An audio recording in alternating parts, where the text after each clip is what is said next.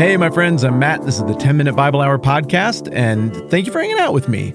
I know you got a jillion things to do, and yet here we are, working our way through the book of Matthew a little bit every weekday morning. It really does mean a lot that you'd make the time to process this through with me. I have a hot take that is going to offend some of you, and I'm sorry. No, why am I even saying that? I'm not actually sorry that it might offend you. I think the Academy Award-winning film Gladiator, starring Russell Crowe, was good, but not great. However, one of the things that I really liked about that movie was the theme of the fickleness of the crowds. It was emblemized by Joaquin Phoenix's right thumb. That thumb sticks up and everybody cheers because the person isn't going to be executed on the sand of the arena.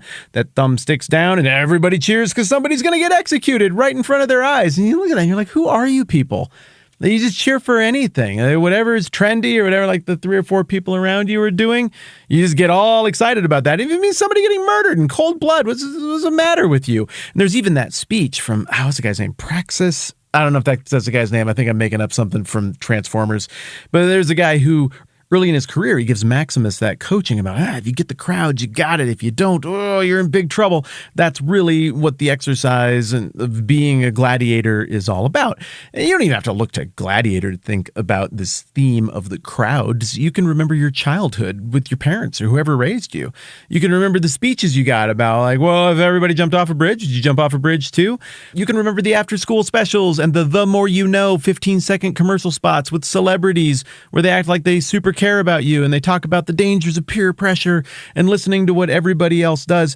We all like to imagine that we are hyper independent and we're above it, and we're these cold observers who look in on these squishy crowds and just put our hands on our hips and shake our heads at how gullible everybody else is to care about that stuff. Maybe at some point when you were younger, you even thumped your chest, if you're a guy, be careful if you're a lady, and exclaimed something like, I don't care what anybody thinks about me. I do what I want. I don't care what anybody thinks. But we all care about what people think, and we're all affected by the crowds. We care very, very much about what all of the opinions are before we go and blurt out our opinions.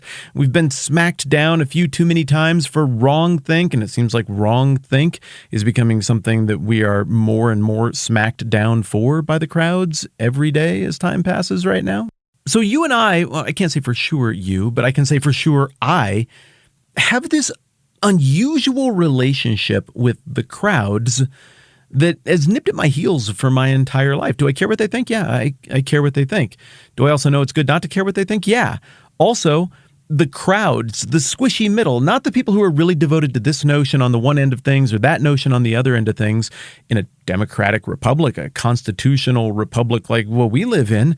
Well, the crowds, the squishy middle, that's who decides everything. It's those 15 or 20% of undecided voters that all that ad money gets thrown at to get them worked up or whatever to vote for this thing this time or that thing the other time. And so effectively, the people who care the least and are least principally committed to anything are the ones who decide the most policy and the most trajectory of society. So maybe if it seems like we wander aimlessly at times right now, it could be because we've built our system to follow the lead of those who are perhaps wandering a bit aimlessly.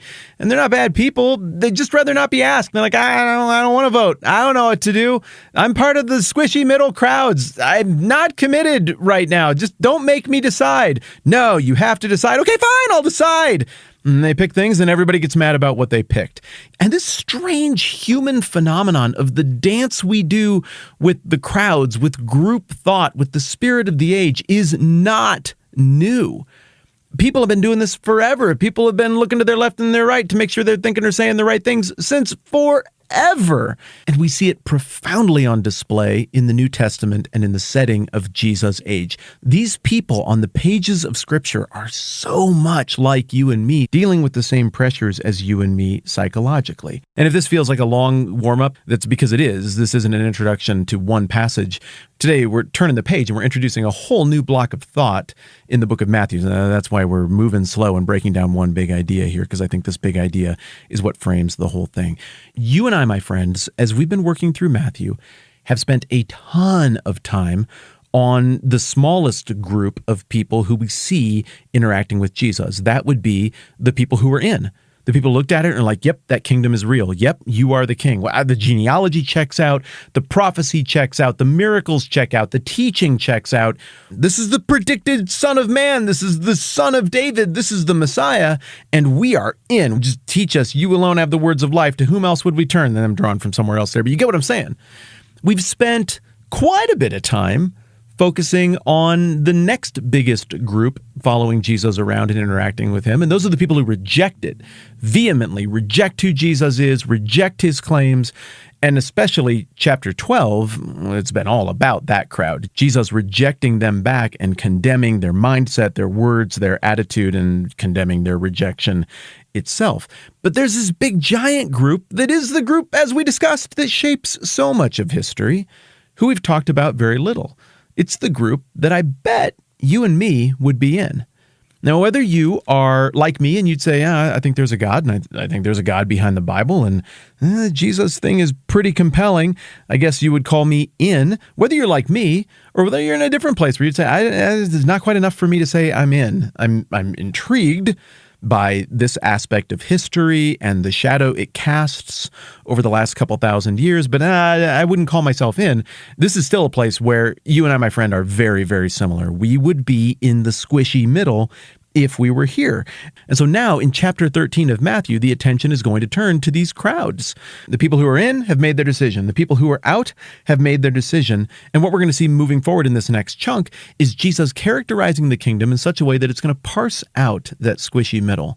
It's going to move people from, I don't know quite what to make of things, to, I just can't do this.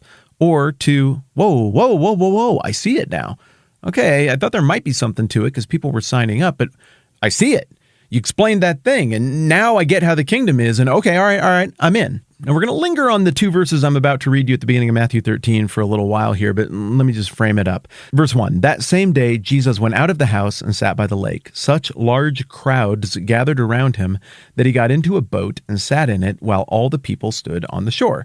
And then it goes on to say that he told him a bunch of things in parables. And we've hinted at why parables instead of straightforward rhetoric like what we saw in the last two chapters already. We'll break that down more in the coming episodes. For now, our point of emphasis is this. The text and Jesus are turning their attention to the squishy middle, and we're going to see a wedge get driven right through the middle of the squishy middle in such a way that Jesus is going to increase the number of people who are in, but he's also going to increase the number of people who are enemies. So in light of that, Matthew 13 is pretty important for the process you and I are in together here. This is one of the key parts of Matthew that is designed by the author and by Jesus, who said this stuff in the first place, to nudge not just the original crowd toward starting to sort this thing out, but to nudge all future readers toward starting to sort this thing out. Does the kingdom sound good or doesn't it? Does it sound real and true or doesn't it? Does the kingdom look better or worse than the world kingdom that we're all born into and citizens of by nature of our existence on this planet and by nature of the fact that we draw breath as humans? Now, to be clear, no pressure from me. This is not my timeline. The nature of our relationship is such that you land anywhere you want to land on this stuff. We're doing more the enjoyable processing and work through the data to have a baseline of understanding of what the text is saying thing than we are doing the persuasive, I think you ought to do everything this way and think this way and believe this stuff. You're going to land where you're going to land, and that is cool. High five. So if you feel like the text as we work through Matthew 13 is pushing you, I think that's the design of the text and not necessarily the design of me. While there's this undertone toward the crowds throughout the teachings of Jesus that suggest that we're processing this right now, but eventually there's going to be a next thing that happens. Eventually this is going to get sorted out. While that is there's also clear language from Jesus saying, like, count the cost, add the thing up, figure it out. We're only in chapter 13, and you're only wherever you are in life. Your buffer bar is still filling. So we got time to think about this thing, to think about it carefully.